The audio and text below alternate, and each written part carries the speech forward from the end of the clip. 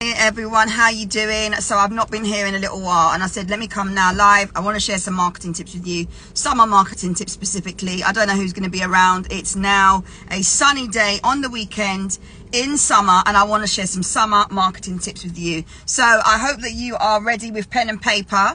I'm going to try my best not to allow any background noise to interfere with the live. So let's see how everyone's doing. Just turn down my AC. How are you doing? Good morning. How are you? I hope you're well. So let's get some summer marketing tips in. If you are ready for the summer, drop a sunshine emoji into the comments if you're ready for the summer. And if you would like some marketing tips, give me a number 1. So basically what I want to do is share some tips with you that I know will help in relation to summer, making sure that you are clear on what you're doing when it comes to your marketing, but also making sure that you've got an idea of some of the tactics that will work. And you see, summertime is quite a key time in the year because some of us go on holiday, some of us slow down and focus on other things in our business, some of us do a half-year review in our business, sometimes we might pause and just focus on specific tasks in our business or products in our business. And so it's really a good time to think about why you are doing marketing in the summer and what that looks like. So the first thing I want to say to you is make sure you've got some summer marketing objectives. Make sure you've thought through what you can do this summer to bring in the money. If you want those coins and the cha-ching ching, you want the consistent transactions coming in via Stripe, PayPal, Go Cardless, whatever it is you use, make sure you have locked in your summer marketing goals, right? If you want to do that now, you can do that now with me, but they really need to be measurable and specific. So make sure you said you want to earn X, you want to get X amount of subscribers, you want to drive X amount of traffic to your website, you want to do this and that event. Make sure you've written it out, because when you're intentional about what you want to do, that's when you will see better outcomes for your business. So the first thing is goals, right? And the second thing is you want to make sure you thought about your branding. Your branding needs to be summer marketing related, right? So I'm talking about tone, I'm talking about language, I'm talking about the look, the visual identity. Make sure you've actually got a way to make your branding stand out, especially if your colors are quite earthy or gray. Think about how you can, as an example, on your website, use colors that are bright, use graphics that are bright.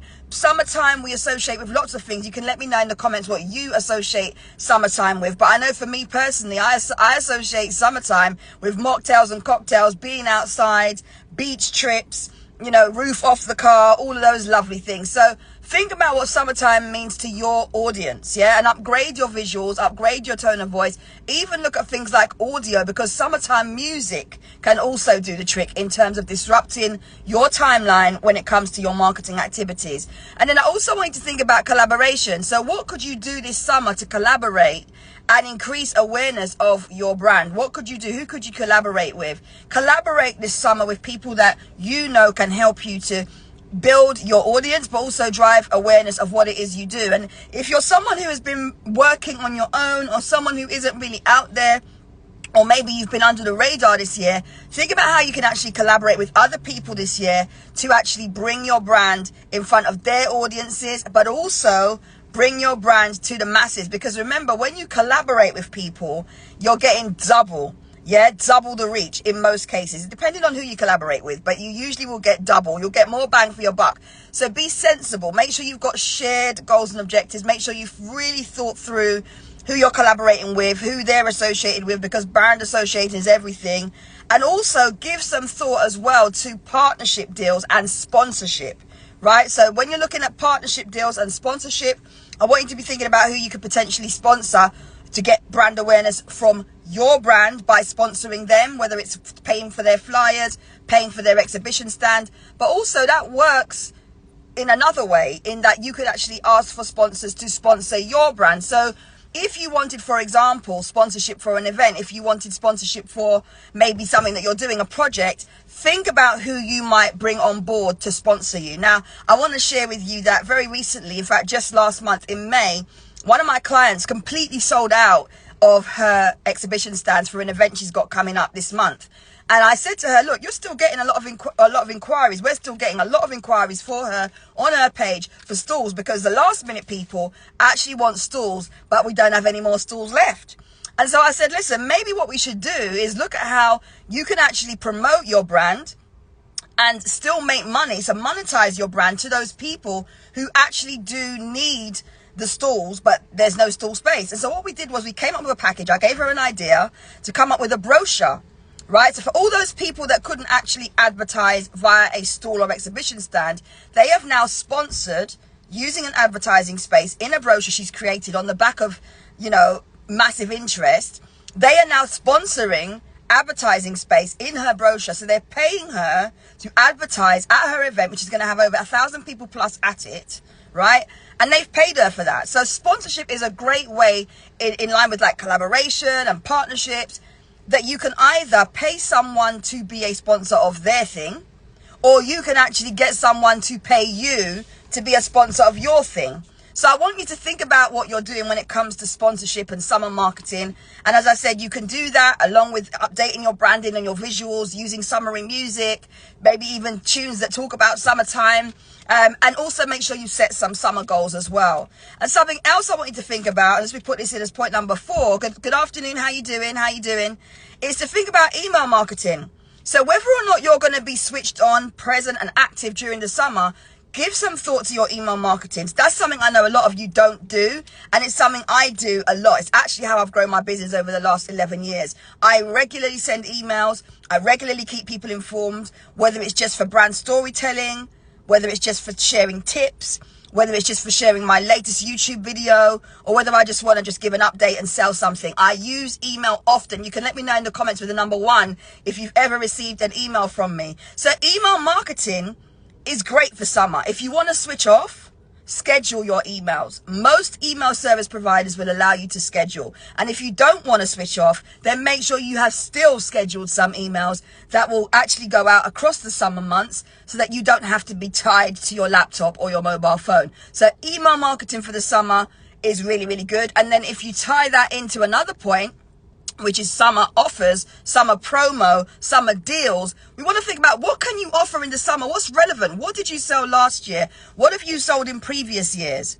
Yeah. What could you sell again this year to actually help you to grow your business? Think about what's popular. What are people asking for? What is seasonal in this time? Because if you think like that, what you can do is sell more based on what you know already works. Some of us are just doing new things all the time when actually what already worked can work again. So if you know, hey, good afternoon, how you doing? If you know that you used to sell Father's Day deals, or you know that you used to sell summer barbecue sets, or you know that you used to sell bouquets, or you used to sell summer tracksuits, or you used to sell summer photography shoots in the outdoors, then sell that again if it sold well. And even if it didn't sell well, trial it for a week. Run a special promo on it. Run a campaign. Because when you have a campaign, which I'm going to say is point number 7, yeah, and let me know in the comments if any of these tips are helping you so far.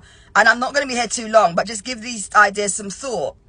If you have a campaign for the summer, what happens is you have a focus, and your audience almost expect you to bring out stuff relevant to what your focus is. So focus for the summer on a marketing campaign. What could you promote?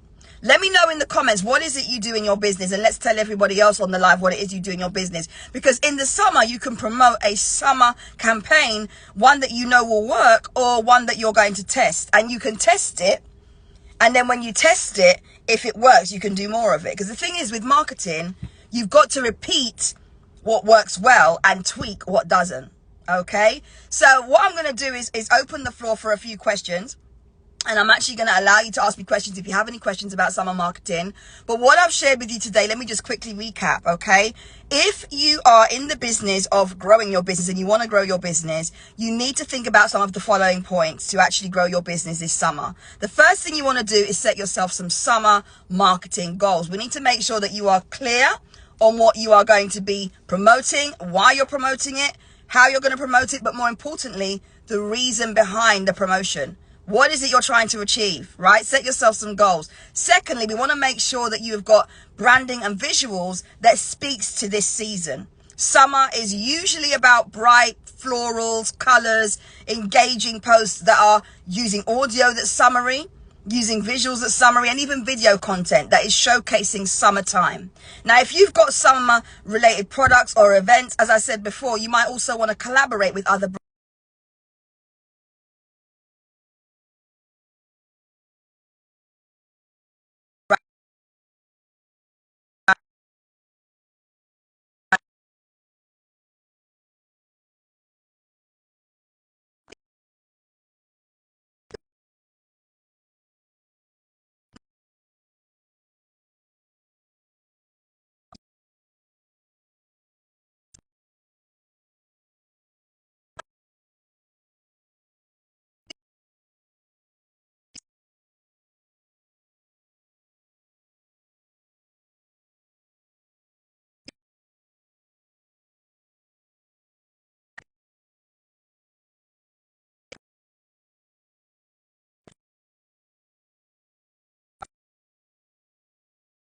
services, events, even other people's events to build your community and engage your community.